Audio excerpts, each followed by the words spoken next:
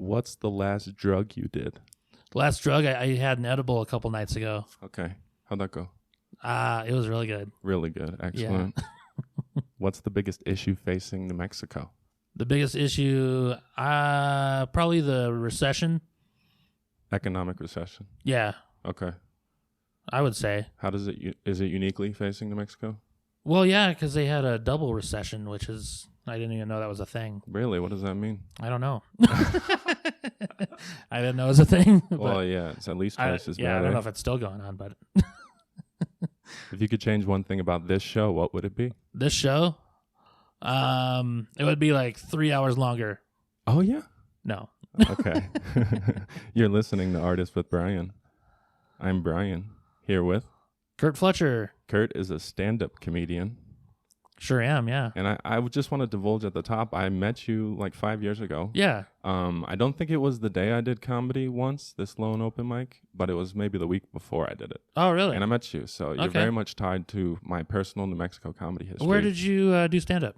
It was at the old Skylight. Oh, that's right. That's right. Okay. And I talked with you like in the crowd, like you got there early, and it was just cool for me. Okay. To talk was to it the when crowd. I was touring with my buddies from Albuquerque? There were two excellent comedians, and I think you were one of them. Okay. And I could pick out in the lineup your buddy. Like I bet remember enough. Matt Peterson was probably one of them. Yeah, He kind of looks like Jake Busey. Don't know who that is. Gary I Busey's son. kind of remember him joking about growing up religious. Was that part of it? I don't know if that would be Matt. Yeah, that would make it. Yeah, who knows? It was ages ago, but you know, you're a special figure to me. Oh, I appreciate that. In my own like meandering open mic career. Yeah, it's gotten a lot more intense lately. So it's a pleasure to interview. Thank you for coming. Absolutely, man. When did you know you were funny? When did I, probably in kindergarten, I made this girl spit milk through her nose, laughing so hard. Really? Yeah, that was a big highlight for me in kindergarten. You were conscious enough to like know. Oh yeah, and remember all this. Yeah. Wow. I was kind of the class clown back then too. How did you crack her up? I don't even remember what I said, but I remember we were all at lunch and milk just went everywhere, and I was like, "Yeah." That's awesome. Wow. How long have you been doing stand-up? This is my 21st year. No way. Yeah. Did you start when you were like 18? I started when I was 21. 21. Mm-hmm. Wow. Congratulations, man. Thanks, man. It shows. Yeah, I knew you had been doing it 10 years. Uh-huh. Like, there's no way you haven't been doing it 10 years. Oh, you know? yeah. But 21, very cool. Yeah, half my life, pretty much. 21, yeah, plus 21, pretty much exactly. Since you started, what's been the biggest disappointment? The biggest disappointment, probably moving back in with my mom a couple years ago. Really? Yeah, because of COVID, I lost all my gigs and pretty much lost. So it's not a resilient career. Yeah, it's in times of famine and tragedy, it drops off the list of things. Yeah, I mean, COVID-wise, yeah. I mean, I lost everything. Like, I didn't have a backup plan or anything like that. I didn't have like another job or anything like that. So my calendar was like totally wiped out. What was your first gig coming back?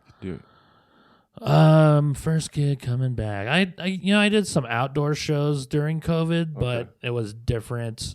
First one coming back really was Laughs. I performed at Laughs in Tucson the day after Christmas in 2020, and I was headlining, and I hadn't done a headline set in quite a while. So as I was driving to Tucson, I was listening to my comedy album to remember my jokes. Wow. So the first night was kind of rough because I traveled all day and then performed. And then the next day was a lot better because I had more time to like write and figure things out. Yeah, I'm confronting the issue of memory. It's sort of the bottleneck for me. Yeah. I'm enjoying writing and taking as much time to write, but it's really hard to put together like 5 minutes of jokes that I've written. That's why recently. I chunk my stuff together like in categories. Excellent. I can actually show you if you want. Okay. I have my I'd joke love notebook that. here. So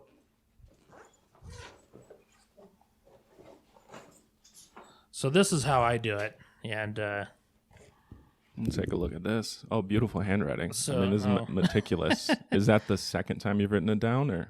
What's that? Do you log it in this beautiful? Yeah, so these are all the names of my jokes, and these are all the categories, so I can lump them all together. Oh, this is a very late part of the writing process. So this helps memorize for me. Let me see. So like I've got jokes about music that all chunk together, and then something from that goes to like smoking weed or something. Then I've got a few jokes about smoking weed, and then and it helps me memorize all the stuff. So like these are the jokes I like. These are jokes that I haven't even tried yet. Oh, really? I was gonna say this is like a whole career you've boiled down. Like, wow. Yeah, and then but you've got one entire page of just new stuff. You're still and then I've got joke ideas over here as well. Oh my gosh. Then so wow, you are a highly developed artist. I mean, 21 years. Yeah, it's amazing to look at. Oh, thanks, it's like a Rosetta Stone to me. Let me get a close up into the. Well, no, it's private. It's private. I don't want to do a close up. Yeah. I don't want anyone to do it still. Yeah, I don't know if I want some people knowing the names of some of these jokes. Have you? What's the longest set you've ever done? The longest set I've ever done? Yeah, speaking to memory, this issue. Oh man, I did an hour and 15 minutes one time, and I was only supposed to do 45. And I was featuring for Stephen Michael Quesada, and usually when you feature, you only do 30 minutes. So I thought it was weird that they wanted me to do 45 because Stephen was going to do an hour.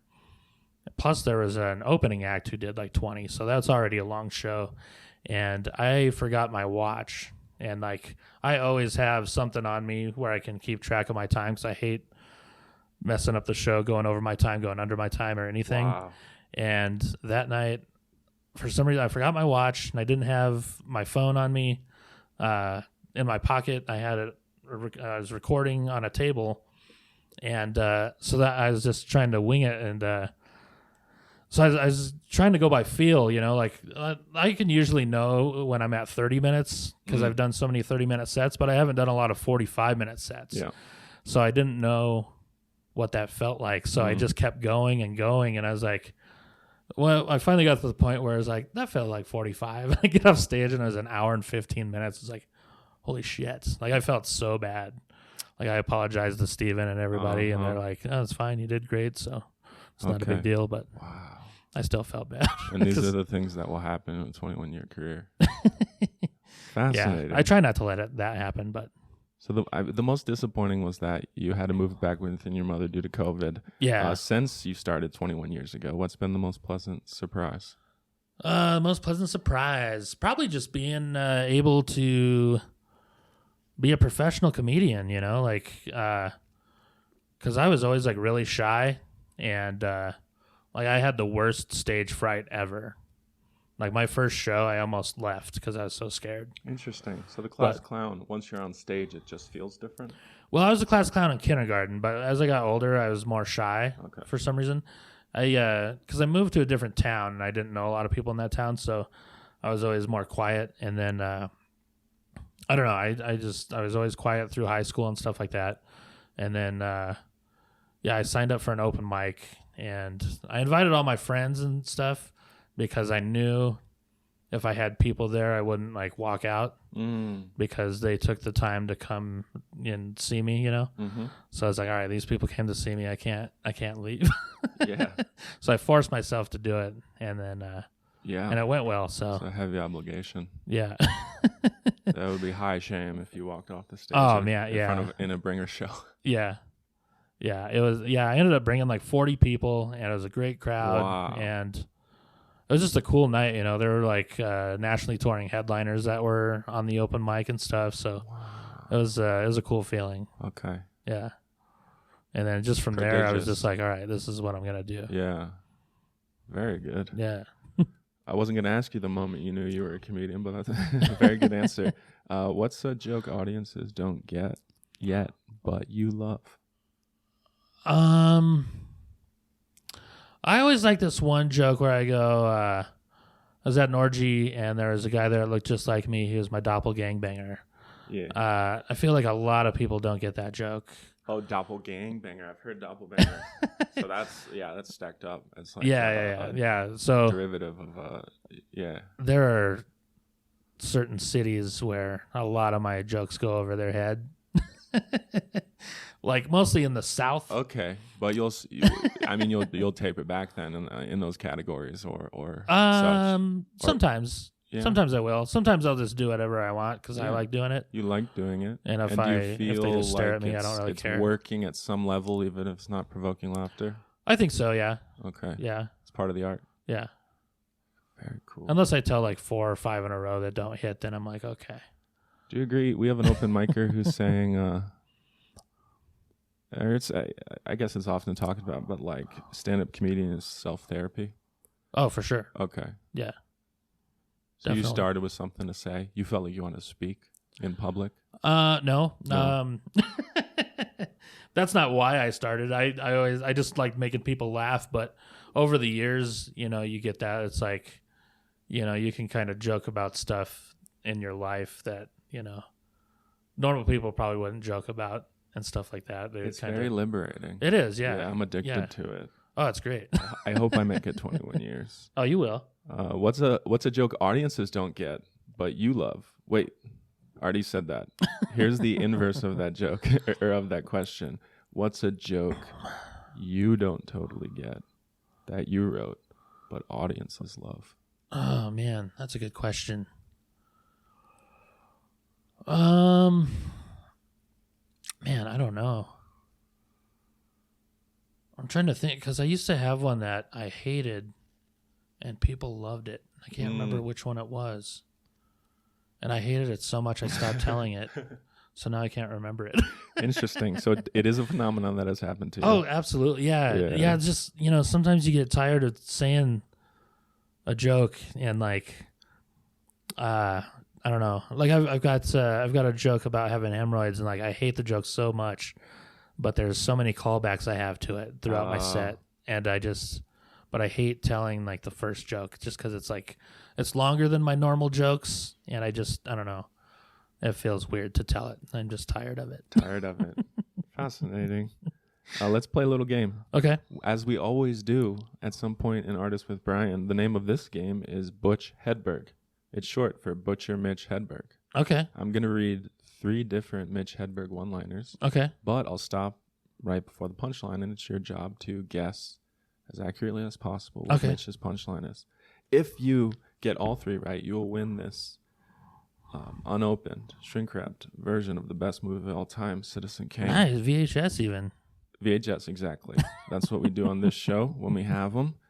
I guess I grew up in the 90s. That's the era of film that matters most to me. For sure. This is worth about $8.99 plus whatever you want to charge for shipping on Amazon. It's been up for grabs once, and Mark Lies, another comedian, failed to win it. He failed. Okay. All right. First Mitch Hedberg one-liner. Curt, this shirt is dry clean only, which means it's... Oh, my God. I know this one, too. Yeah, take your time. I'll give you... I want you to take your time because Mark got everything right except this one. So if you can get this one, this is going to be a game. So. Maybe. I haven't listened to Mitch in so long.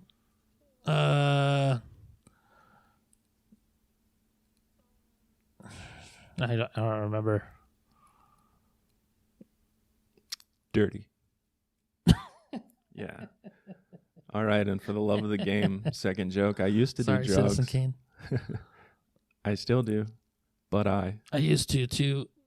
Ding, ding, ding, ding, ding. Third and final Mitch joke. I don't have a girlfriend. I just know a girl who... Oh, get mad at me for saying that? Yeah. Well, something like that. I heard like Jerry Seinfeld or something. If you don't know 3 jokes of a comedian, yeah, you don't like they're not good or you don't like them. Like if they get in your brain that much, like plant the seeds. Yeah. And he's a great. So yeah. Wow.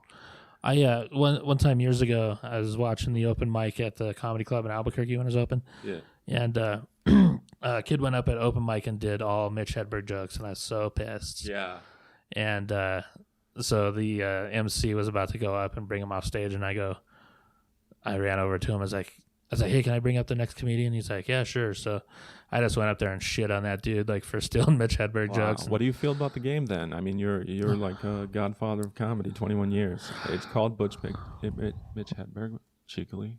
Is it profane? Is it I like it. blasphemous? You like it? Okay. Yeah. Excellent. You failed to win Citizen Kane, which I means know. we activate the penalty question. Well, it saved me money on getting the VHS.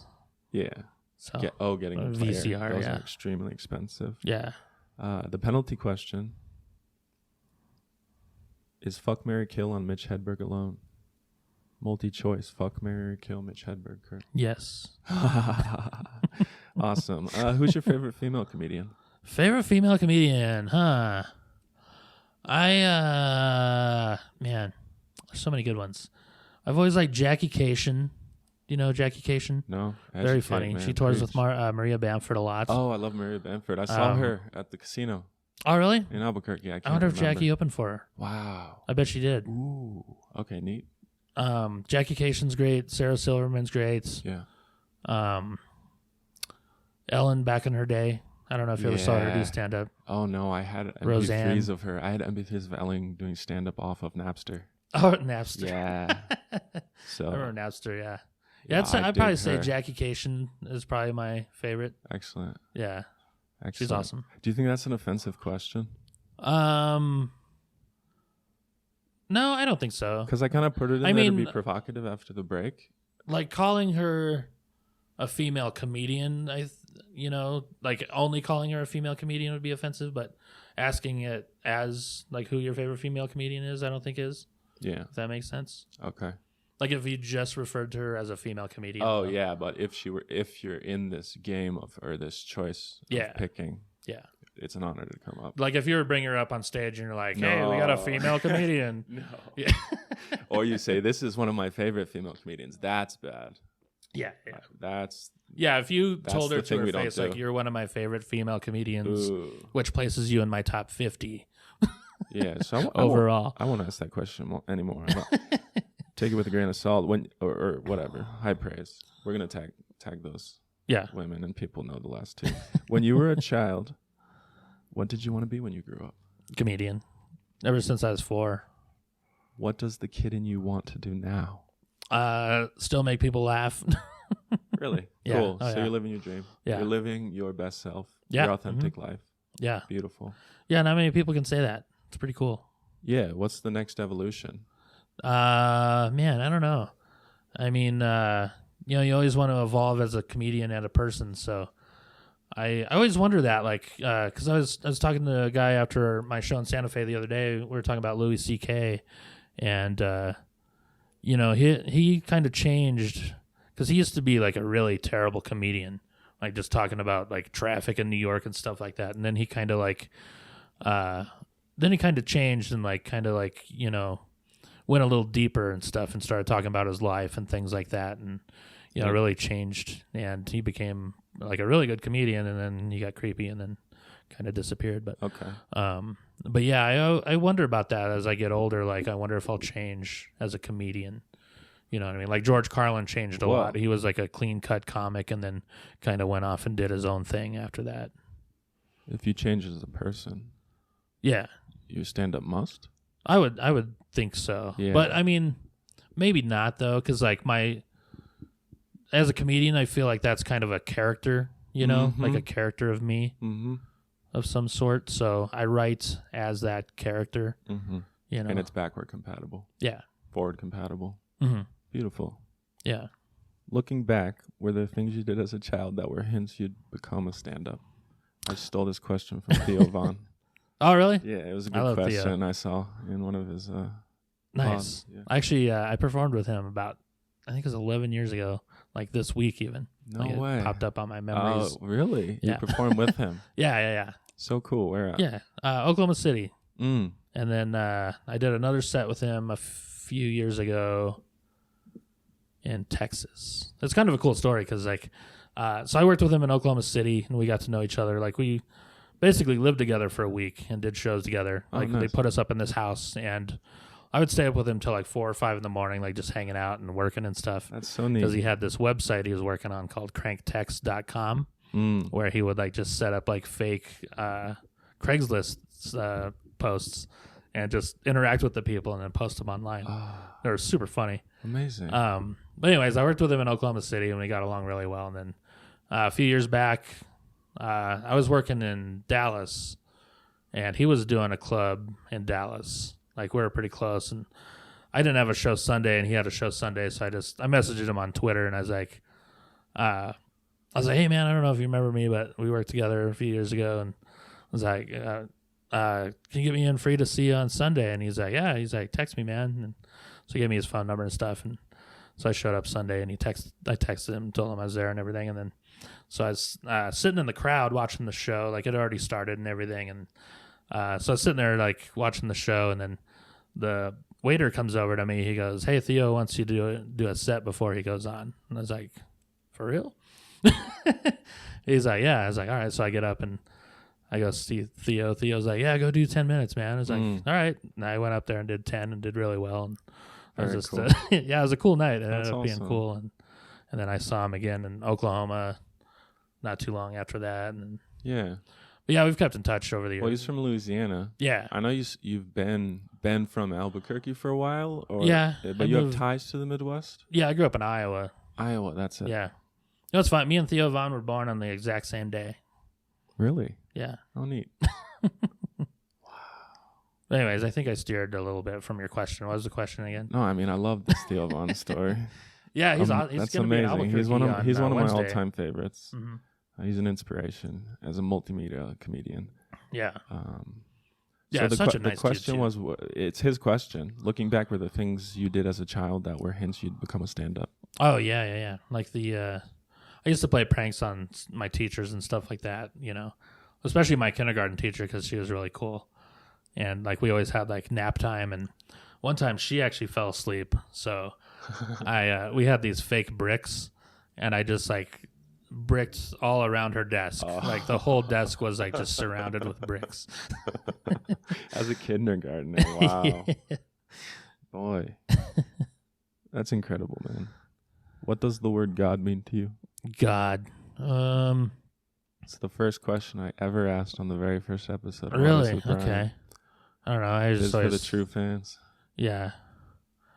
I always thought he didn't exist because one of my best friends died in 3rd grade. And I was like, yeah, there's no way God exists if this shit happens. Yeah, not as God is painted to a third grader. God doesn't Yeah, exist. but Absolutely not. one of my friends, he's like he always talks to me about God and stuff. He's like, don't think of him as like some magical dude in the sky. Like just, you know, just think of him as like everyone's like a part of God. You know what I mean? Like he's not a real person, but it's like someone to look up to, like to steer you in the right path or whatever. Yeah, and that made more sense than, you know, the stuff they teach you. And sort of like a model. yeah, Or yeah, love it. I'm not a religious person at all, and I don't hate people that are Yeah, or anything like that. Like I think it's good for a lot of people, but yeah, in 3rd grade I was just like, nope. damn. Yeah. That's a deep trauma. Yeah. How many comedians have you slept with? Oh man. I think 2. My ex-wife was a comedian and my ex-girlfriend was a comedian. Wow. Yeah. The truth was so loud in that answer. Thank you for being vulnerable with us. So that's nice. That's tight. That's 2. It's cool. It's simple, cool because meaningful relationships. Yeah. Yeah, that's a good answer. Well, you get to see, and my best friend is a comic too. She's a female, and like you get to see the shit that female comics go through, like being that close to them. They go through some shit. Like, yes, it's unbelievable. Yeah, like it's 10 times harder being a female comedian than it is a male comedian. Like for sure. Road wise, mostly, or are we just talking about every I scene? would say every scene is a little bit prejudiced. Oh yeah, Just because yeah. there's a lot I more would men say active. probably scene wise, it's probably worse. Because a lot of the road comics, well, I don't know if that's true either. Because I don't know all the road comics, but it seems like road comics would take care of the female comics out there on the road. But I see. that's probably not true either. Wow. But you never know. Like, yeah, I don't know. You'd probably have to ask like some female comics about that. Yeah. But yeah, it's the shit they go through, man, it's insane. Like, it's gross. Yeah, I can't imagine. I'm glad that there are female comedians that make fun of those dynamics. Yeah, I think absolutely. Because I'm very curious, and I think I love humor, anything that's funny and controversial. Yeah. So we're going to go to a special segment of the show called The Clay Pot, where we pull fan questions, Okay. out of the clay pot one at a time at random, and we shout out the Instagram handle of the person that submitted the question. Today is amazing because I posted on Instagram at Artists with Brian asking for fresh submissions. We had a lot of stale questions, only 5 actually. But today we have some like 13 questions. Oh, wow. And since they're going in for the first time, I'm going to ask all of them. Okay. So we might run long today, folks. Yeah. But it's going to be a lot of fun. And if you want to participate in this segment, comment in the YouTube video right now with a fan question. Write your Instagram if you want to be tagged, and do the same on Instagram. Comment a fan question for any artist. It's got to be Ford compatible. It'll go in the clay pot. You'll get pulled out potentially at random forever. First fan question, Curt, at myshiteypodcast_. Tell me about a time someone took up for you. Took up for me?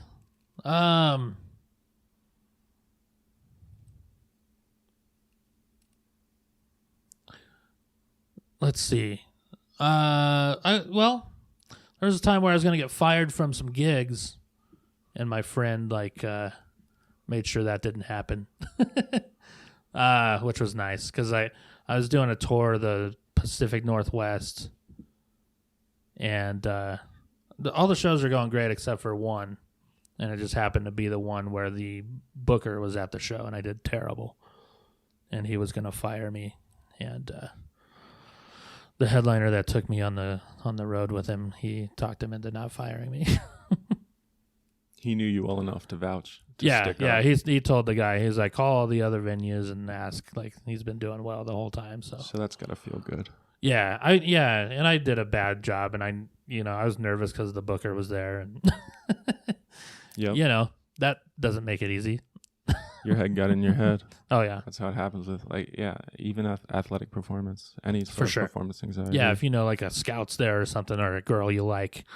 Yeah, shout out to Erin Courier, fine artist on Instagram. She came to watch me do open mic at Chili Lamb Brewery here. Oh yeah, in Santa Fe on Wednesdays at 8.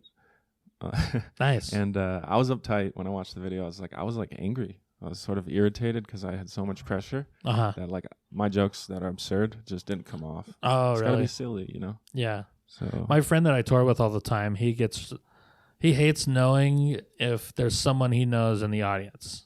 Yeah. Like if it's a family member or an old friend or something like that, he hates it. I like to be anonymous, basically. Yeah. It's a good feeling. Yeah. Yeah. Yeah, for sure. Because I do shows back in Iowa all the time, and it's like, family members will come to the shows and stuff, and I'm like, man, I hope they don't think that joke's about them. Oh, that too, right? Yeah. I got Erin to swear that she's open-minded about comedy, so yeah. Yeah. Hopefully I nailed it. Hopefully my mood wasn't too negative. Next question, fan question at ABQ. What's up? Are we living in a simulation? How do you know? Oh man. I'm not sure if maybe we are. Sometimes I glitch out a little bit, and then I'll end up like a few seconds later. Excellent. And I'll be like, "Whoa, what was that?" You ever had that happen? Well, when driving. Yeah. Absolutely. Yeah. You can do that for it's 90 seconds. Did I fall asleep? Or... Well, it's like that. Maybe that was like a version upgrade. Yeah. Oh, yeah. Yeah. That's when they do it when you're driving. A Yeah. route that's familiar to you. Yeah. At Ryan P. Freeman, Ryan_P_Freeman says, guy? Author at Albuquerque. Yeah, he's a podcaster. Yeah. Absolutely. I interviewed him on this show. Nice. With his sister when they Oh, were cool. co-hosts. Yeah. ABQ, what's up? Yeah. How did you first start doing what you do, and why do you love it? I'm assuming this is about comedy. Yeah. Well, I mean, it's open to interpretation. Yeah, that's true. But But comedy's been my life pretty much. So yeah. I started August 5th, 2001, and so when I turned 21, that's when I knew I was going to do it, because I wasn't sure if you can go to the club when you're younger than that. So I just, once I turned 21, I was like, all right, this is it. If I don't do it now, I'm never going to do it, you know? So I knew they had the open mic the first Sunday of every month. And I was just finishing up my first year of school. And so I picked August 5th. This was April when I decided I'm going to give myself 4 months to write material. And so August 5th was my day. And I told everybody, you know, all right, August 5th, I'm making my debut. And That's then amazing. I kind of had we had a house party, me and my roommates, and like my friend's band was playing and stuff like that. And the cops showed up and kicked everybody out. And then all of our friends ended up coming back. So there's like 20 of us. And then the band still had all their stuff set up. So someone suggested that I hop on the microphone and tell some jokes. That's epic. And I'd only written like 2 at the time. Okay. And so I just kind of like freestyled a little bit, like just kind of roasted everybody at the party. Mm-hmm. And that was kind of my first performance, like my first time on a microphone doing that. Yeah. And yeah, it's not in the question, but that you knew. That's when you knew you loved it? You knew you would do no, it? I was drunk and I didn't. So it wasn't like this endorphin like I high. did get laughs, which was nice, Okay. but I was like, I'm not going to be able to do that at the comedy club. These are my friends that I'm roasting, and you I'm know drunk. them so well. Yeah. You probably had the roast like in your deep For sure. down in your gut. Yeah. So my job was to make sure I wrote jokes that would translate to the stage. It didn't just make my friends laugh. I had to make everybody laugh. And that was hard. But how long after that house party did you? Well, that was in April. That was about 4 months. I see. That was before your birthday. Yeah. Excellent. At hello there, Olivia says, "What's your favorite smell?" Favorite smell? I like when they cut the grass at the baseball field. Yeah, or the elementary school. Yeah, that's where I remember it from. Oh yeah. Oh, spring, you're gonna have pee outdoors. Yeah. You like baseball? Mm-hmm. And that's Iowa. The grass in Iowa is just better. Yeah. There's a lot more of it. Yeah, when you say smell. Yeah, I don't think we know. I don't think we understand. Yeah. What grass can smell like. The rest of us. Yeah. I can only imagine. That entire state is covered in grass, right? A lot of it, yeah. Grass and cornfields. At Josiah HG says, "What is something embarrassing you do when no one is home or you're alone?" Embarrassing. Huh.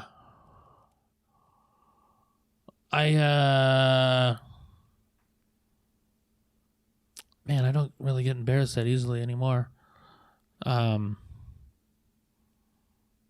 like to sing a lot in the shower, but that's not really embarrassing. I guess it could be if, I guess I live with my mom now, so she hears it. It's a safe answer, though. I don't really do anything that's really embarrassing anymore. I'm just kind of a goofball. You're who you are. Yeah. Yeah, I've gotten used to people making fun of me. If you tell the truth, you don't have to remember anything. Yeah. If I think you're always being yourself. You no shame. Yeah. Yeah.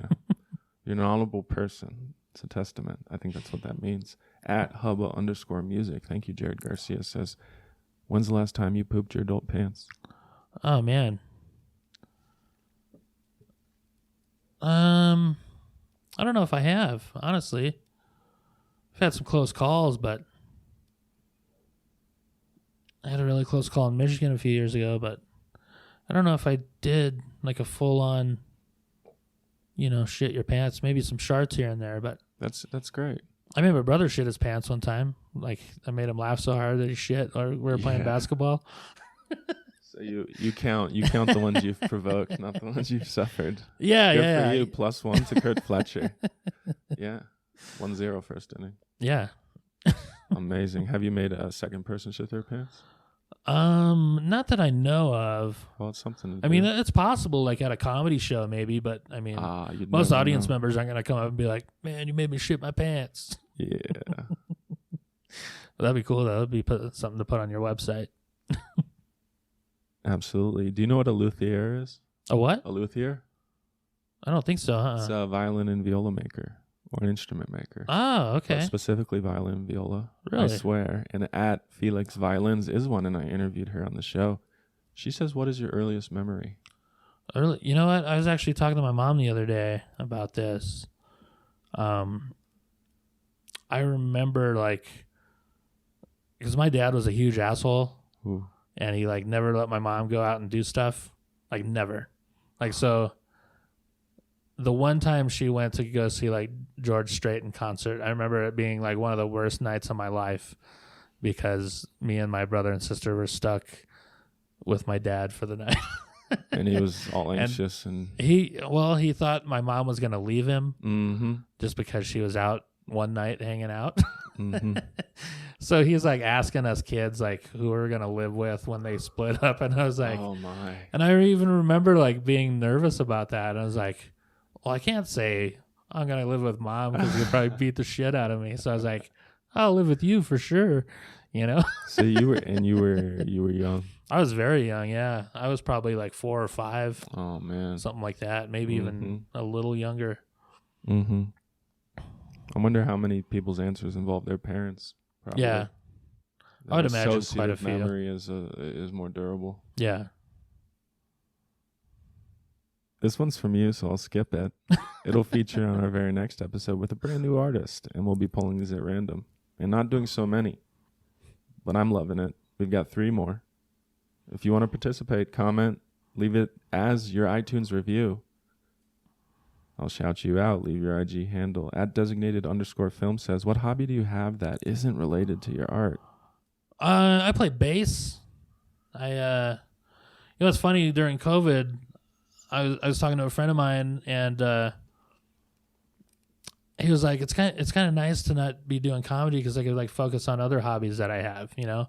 Yeah, like he wasn't like a full-time comic or anything, so that kind of made me think like, this would probably be a good time to like start playing an instrument or something. So I've always wanted to. So I just bought a bass, and I've been teaching myself how to play that, and I try to play every day. Are you good enough that you find joy sometimes, that you just play fluently? Yeah, sometimes. Yeah, like I could play. I keep adding to my playlist on iTunes, like what songs I could play. So I've got like 70 songs on there now. Nice. You can do it by ear, or are you using sheet No, music? I have to use tabs. Tabs, yeah. Okay. Yeah. Very cool. My nephew can play by ear. It's insane. Like he can hear, like my brother will play him a song and he'll listen to it once and he'll be like, does this sound right? And it's That's like amazing. perfect. And it's like, you little asshole. I can do that with a poem. Oh, yeah? I'm tone deaf, but I can remember, Yeah? I can remember poetic words, and Oh, it's really? useless. Well, maybe. Humble brag. It was meant to be a joke, but I'm taking it seriously now.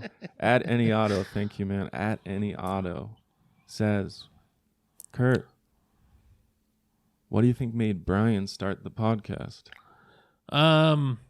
Let's see. I think that you've always been interested in creative people, and you like to pick their brains, maybe. Beautiful. Yeah, my answer, I've reflected on it a great deal, is that I wanted to I wanted to solve my own problem. I wanted to meet other artists and learn from them. That's Okay. it. Yeah. Because I came to Santa Fe to meet artists. I am interested in creative people. Okay, where are you from? Virginia. Oh, that's And then right. I went We to talked about that SoCal. the other day, I think. Yeah. Your mom lives in 18 Virginia. years in Virginia, exactly. Yeah. Yeah. I said some really funny things off the cuff. It was a proud moment. And then I went to LA for college. I worked in Chicago as oh, wow. as an office worker. And you said you're going to New York this year, right? Just for 2 months because I got kicked out of here. Oh, no. It's being sold. Oh. I'm just a renter. So my brother's letting me stay with him for 2 months, and I'm going to try to take advantage of it. Cool. Doing open mics in Brooklyn to start. Nice. And then see if I can spread my wings because I'm very intimidated. I would be too. I've always wanted to go to New York and do comedy, and I've never been there. Oh, yeah? Yeah. You've avoided it or what? It's I've What? even had friends invite me to crash on their couch. Well, and what's stuff, the and biggest, most intimidating place you have succeeded at? Man. I mean, I've been to LA and I've done some shows out there that have been pretty good. Like I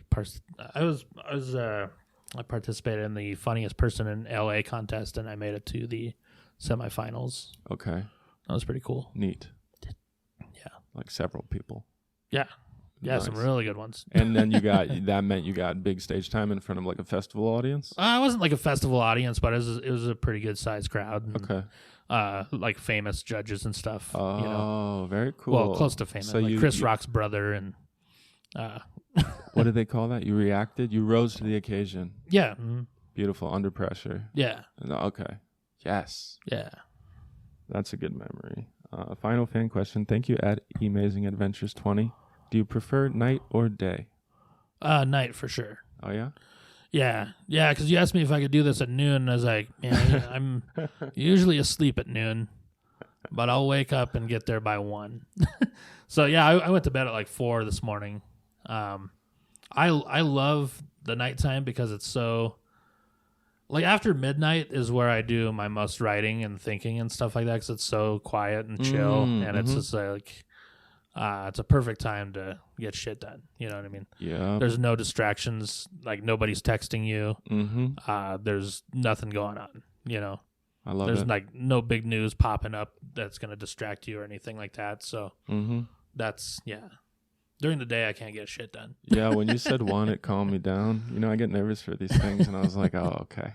Oh, really? You get nervous? I do, absolutely. Yeah. This is number 49, but Yeah. I keep pushing my limits. Yeah. I keep inviting more chaos into the system, like I'm doing video now. And oh man, I just bumped it, you see? Yeah. So No, I've done 50 some episodes of my podcast. oh, cool. What is your podcast? Shout it out. In the Rye podcast with Curt Fletcher. In the Rye podcast with Curt Fletcher. I'm actually changing the format You of can that. see, I have to admit, I didn't do research for you. Oh, yeah? Because, and I guess it's partly because I'm severely depressed right now, but mainly it's because I was like, I want my curiosity about him to come out. Because you're 21 years ahead of me. Yeah. And something I take very seriously, and I hope other people find this.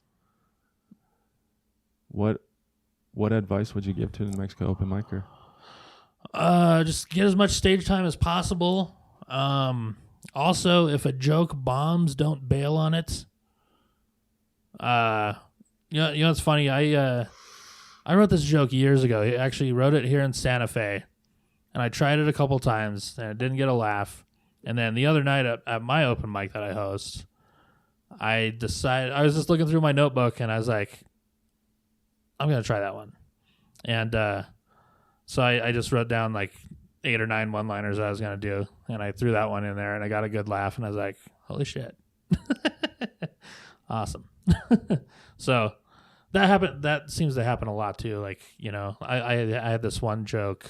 I don't think I did it in Santa Fe the other day, but when I wrote it, I was like, oh, this is a good joke, or a good idea at least. And I tried it a few times, and it didn't work, and I was disappointed. But I kept it in my notebook, and like 2 years later or something, I was in Tucson, and they were having the open mic at the comedy club, and I got there a day early, so they always let me do extra time at the open mic. So I was like, I'm gonna try and make this joke work, because I believe in it and I think it's funny. So I just sat and I reworded it a little bit, and the rewording like made all the difference, and it killed. And I was like, I knew it. So don't bail. I thought you meant in real time on a bombing joke. Like don't cut it off early and move on, but you mean set to set. Set to set. Don't bail writing wise. Yeah, for sure. Beautiful. Yeah. Rework something you believed in, even if the first time you Absolutely. told it was negative. Yeah. Especially like, and Albuquerque crowds are different than Santa Fe crowds. They're going to be different than Colorado Springs crowds, you know, things like that. So if you believe in a joke and it's not working somewhere, try it somewhere else. If it doesn't work there, then it probably sucks. How many times will you say a bad one? It sounded like 3 you just said. I don't have like a specific number. I guess I just kind of have a feel for the joke. Like that one in particular, I knew was funny, and I just needed to bring the funny out of it. But there are some jokes where it's like you tell it and you're like, okay, they didn't like it. It felt maybe not as funny as it was in my head or something like that. Yes, and how would I possibly change it anyways? And then sometimes I'll try it again and see, like, just to make sure that it sucks. Beautiful. Yeah, you Yeah. want to know. Yeah. You want to know it's the joke. And then, yeah, take it on the road with you. And if it sucks on the road too, then you're like, okay. Yes. What made you want to start In the Rye? Is that the name of the podcast? Yeah, In the Rye podcast. Yeah. It was during the pandemic, so it was my way of keeping in touch with other comedians and stuff. Because like that's like one of my favorite things about being a comedian is like shooting the shit with other comedians and artists on the road, and like hearing their story and like road stories and stuff like that. And so I had it like as an interview format type of deal. Mm-hmm. And I'm actually changing it now. I'm gonna start doing like just a solo podcast, kind of like Bill Burr, his Monday morning podcast. I probably won't go as long as he does, but so I'm gonna do like a weekly like solo podcast, and then just kind of talk about current shit that's going on with me and stuff like that. And yeah, booking is such a hard part of the show. It's so hard to schedule people. It's the hardest part. And that's why I was actually going to do a Simpsons podcast, and I was like, "There's no way I could do this," like, because the scheduling is so hard. And then I don't know. So I decided I'm going to focus on my podcast. I'm going to reformat it. I could do it whenever I want. I've got all the equipment that I travel with too, so I can do it from wherever I want. If I want to just do one in a hotel room somewhere in the middle of nowhere, I could do it, and I won't have to worry about other people's schedules. I could do it at 4 a.m. if I want. Yeah, so brilliant. So In the Rye podcast. In the Rye podcast archive will feature many interviews, almost entirely comedians. Musicians. I got a few musicians. The singer for Bowling for Soup did my intro music, so that was cool. And I had him on the show. That one I was really nervous for because, he's pretty well known. And I did a lot of research for that one. Yeah, but he's such a cool guy. Like he made it like super easy.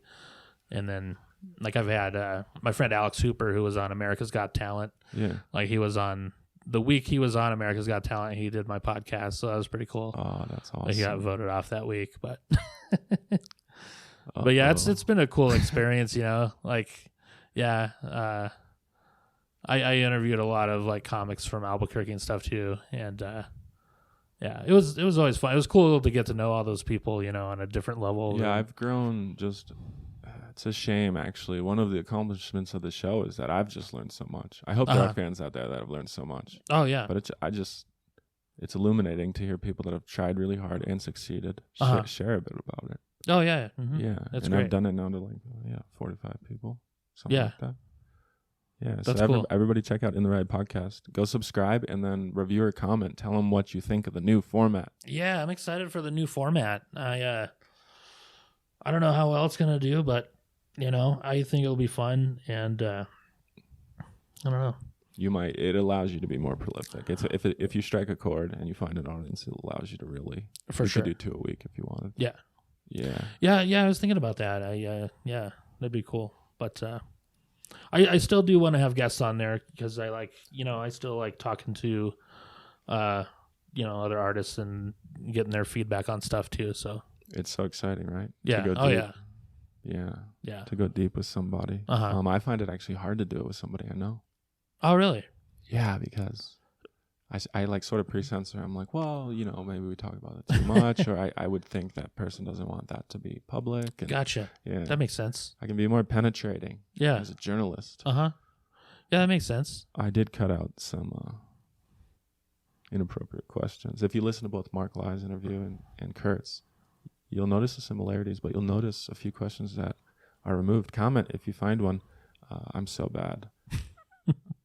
I'm unashamed. Comment if you think it's annoying that I try to engage my audience at every turn. I think that's what you're supposed to do, right? What's your biggest call to action? What do they do? What's that? I mean, what do they do other than follow the podcast? What if they laughed, if they cried, how do they stay in touch with you? With me?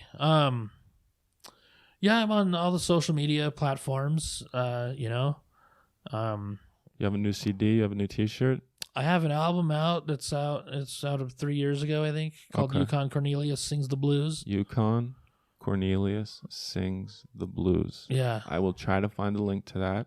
Oh, it's on. I think it's on iTunes. Cool. It should be. So it would be cool if I could hot link from the top line in the YouTube subscription. Yeah. To that would be cool, and maybe one person will buy it.